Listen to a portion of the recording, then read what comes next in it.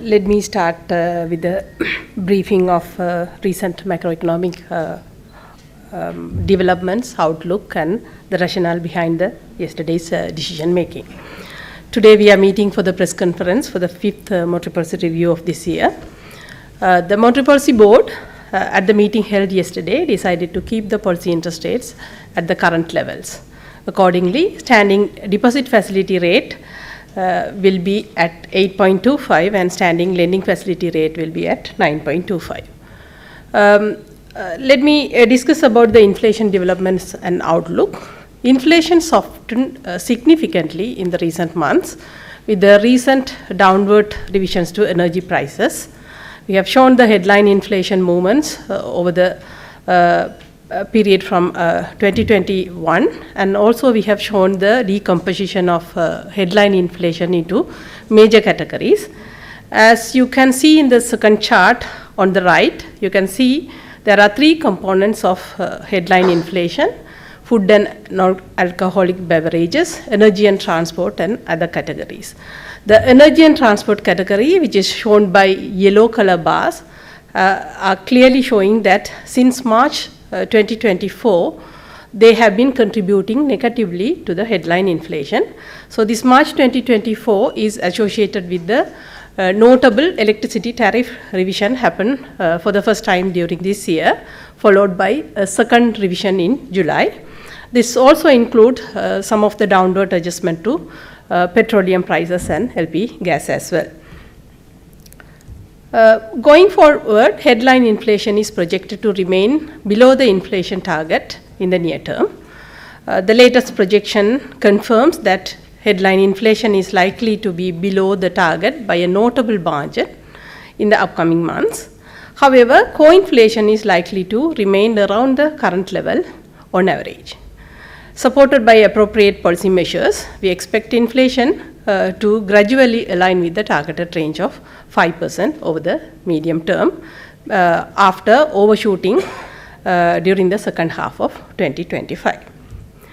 On the real economic activities, the recovery in domestic economic activity is expected to continue.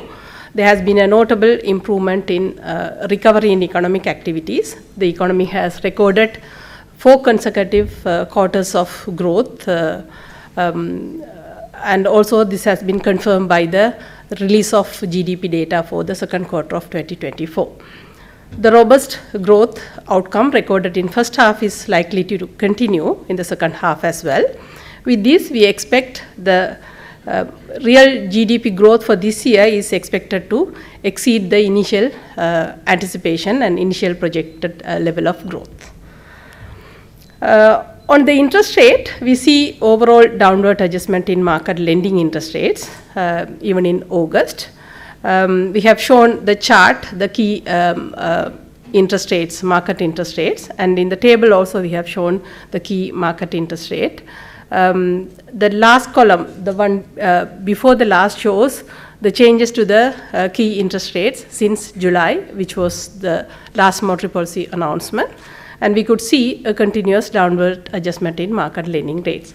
However, some interest rates, especially the government securities yields, have undergone some pressure in the last few weeks, and a similar upward tick has been observed in the prime lending rate as well. Except that we observed all other lending rates have been continuously adjusting downward in line with the monetary policy stance. On the credit to private sector, the private sector credit has expanded notably since May 2024, and the sectoral data also confirms that the growth has been broad-based and credit has been given to all major categories of growth. So that is going to all key sectors of the economy. The expansion of credit is expected to continue, supported by lower market interest rates and anticipated recovery in economic activities going forward. On the external sector, merchandise trade deficit widened during January to August 2024. We see both exports as well as imports gradually increasing in the last few months. With these changes, the trade deficit has widened to 3.6 billion levels during 8 months ending August, compared to 3 billion recorded during the same period last year. Earnings from tourism and workers' remittances improved, helping to strengthen the external current account.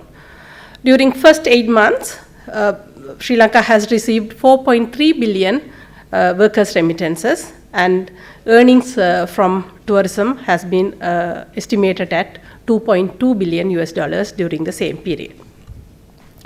Gross official reserves have improved, supported by notable net forex purchases by the central bank, and also with the support of financial flows from the multilaterals. The exchange rate remains appreciated thus far during the year by over 7%. The continuation of the IMF EFF facility and early finalization of debt restructuring will further support strengthening the external buffers. With this, the board noted the current accommodative monetary policy stance is yielding the expected outcome, particularly in terms of continued easing of market interest rate, especially the lending interest rates, expansion of credit to the private sector, and a strong rebound in economic activity amidst low inflation environment. There is also an announcement, as the governor announced at the beginning of the year in the annual policy statement. The central bank intends to implement single policy interest rates mechanism in the near future, and we will soon commence stakeholder consultation on the operationalization of this mechanism. Thank you.